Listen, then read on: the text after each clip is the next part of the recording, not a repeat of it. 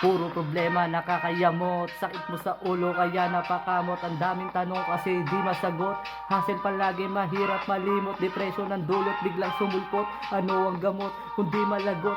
Baka sa pagkabaliw pa umabot, walang masabihan, walang malapitang kaibigan, nakakalambot.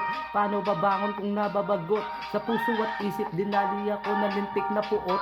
Yosi at alak na lamang sandalan, baka sakaling mawala ang lungkot. Bahalang madrogi sa bisyo na nakabuntot, gustong makalaya sa hawla, ang kaso pinagdadamot. Nangyari sa akin ay tila bangungot, mabahong sistema sa katawan ko ay bumalot. Grabing bigat ng pasanin sagad manuot, wala nang pake sa sarili, mukha ay busangot, listo ng dugyot.